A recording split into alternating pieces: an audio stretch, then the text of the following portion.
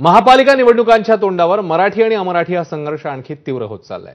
त्याचा प्रत्यय आज मीरा रोडमध्ये पाहायला मिळालाय।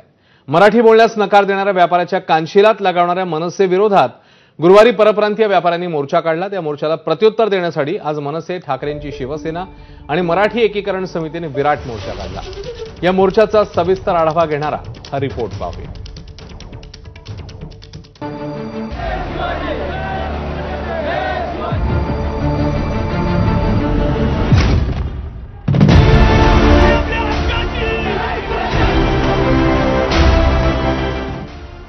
मनसे पदाधिकाऱ्यांनी मराठी बोलण्यास नकार देणाऱ्या अमराठी दुकानदाराच्या कानशिलात लगावली आणि गुरुवारी मीरा रोड मधला परप्रांतीय व्यापारी वर्ग रस्त्यावर उतरला।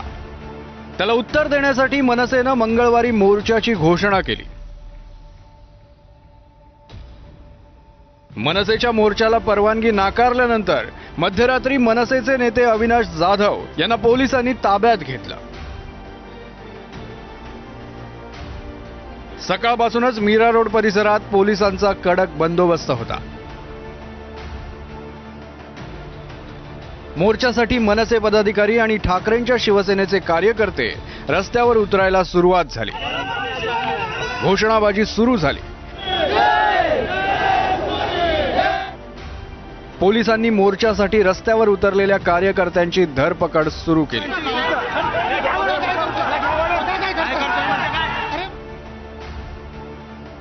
मोर्चात मोठ्या प्रमाणावर महिला देखील सहभागी झाल्या होत्या।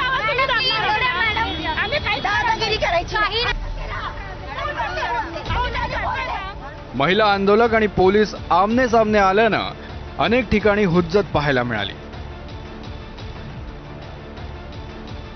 एकीकडे पोलीस आंदोलकांना ताब्यात घेत होते, तर दुसरीकडे तेवढ्याच संख्येनं किंबहुना जास्त संख्येनं आंदोलक रस्त्यावर उतरत होते।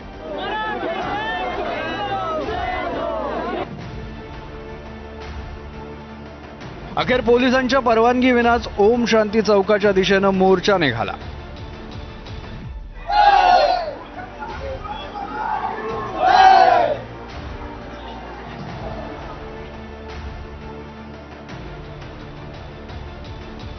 चौकामध्ये मोर्चानं विराट रूप धारण केलं।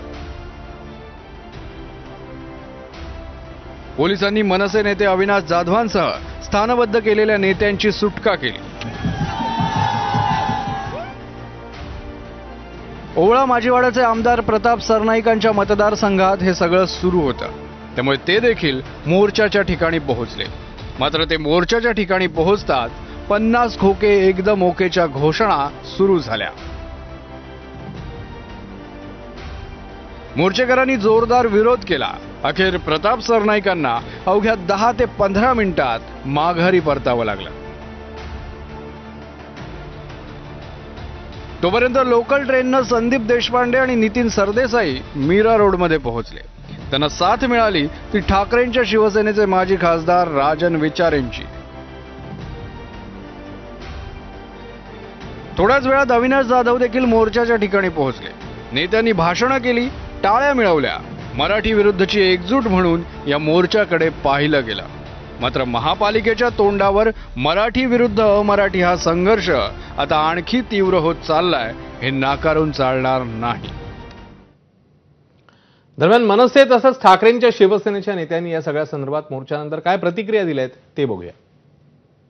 सर्व मराठी माणसाच्या भावना या अत्यंत तीव्र होता आणि त्या तीव्र भावना असल्यामुळे सर्वसामान्य मराठी माणूस इकडचा रस्त्यावर उतरला आणि त्यामुळे हा मोर्चा नक्कीच यशस्वी झाला। पोलिसांनी किंवा सरकारने कितीही दडपशाही करायचा प्रयत्न केला तरी सुद्धा जेव्हा मराठी माणूस एकवटतो तेव्हा सरकारला झुकावंच लागतं, हा संदेश या निमित्ताने गेला। त्याबद्दल मी सर्व मराठी माणसाचं अभिनंदन करतो। 2 दिवसापासून प्रत्येक कार्यकर्त्याच्या घरी जाऊन त्या ठिकाणी त्यांना नोटिसा देऊन त्या ठिकाणी काही लोकांना अटक करण्याचा प्रयत्न त्या ठिकाणी केला होता।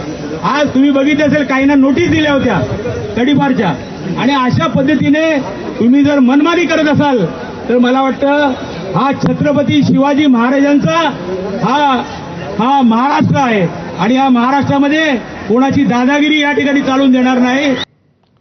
दरम्यान या मोर्चाचा हेतू वेगळा होता असा आरोप मीरा रोडचे भाजप आमदार नरेंद्र मेहतांनी केला। तर नरेंद्र मेहताच या सगळ्यासाठी कारणीभूत आहेत असा पलटवार केलाय मनसे नेते अविनाश जाधव यांनी। पाहूया। इतिहास बघितलं तर प्रत्येक पक्ष, प्रत्येक समाज, वेगवेगळे लोक मोर्चा हे काढतच असतात आणि शांततेत मोर्चे होतात. त्याच्यात कधी काय पोलीस अशी भूमिका घेत नाही. परंतु ज्यावेळी हे पोलिसांना समजतो की ह्या मोर्चाचा उद्देश वेगळा आहे किंवा काहीतरी लोक ह्यामध्ये जाणून बुजून प्रयत्न करतील तणाव निर्माण करायचं, म्हणून पोलिसांचे योग्य वाटलं ते काँग्रेसवर स्टेप तरी घेतलं. उदाहरण सांगायचं की समजा काहीतरी घडलं, दोषी कोणी असेल, मराठी असेल किंवा मराठी आहे, आणि काही घडलं, मग त्याला तुम्ही परत सरकारलाच विचारणार. तुम्हाला सांगतो त्याच माणसामुळे हा मोर्चा निघाला. त्याने तो 30-40 सेकंदाचा व्हिडिओ व्हायरल केला, सगळ्या प्रेसला दिला आणि आता तो आम्हाला सांगतो. मग परवा तो मोर्चा निघाला त्यावेळेला मराठी माणसासमोर का नाही आला तू? या सगळ्याची जबाबदारी ह्या त्या माणसाची आहे, त्या नालायक माणसाची आहे. या सगळं मुदा भाईंदर मधला जो मराठी टक्का आहे ना, तो त्याला त्याची जागा दाखवेल एवढी मला खात्री आहे मराठी माणसाला.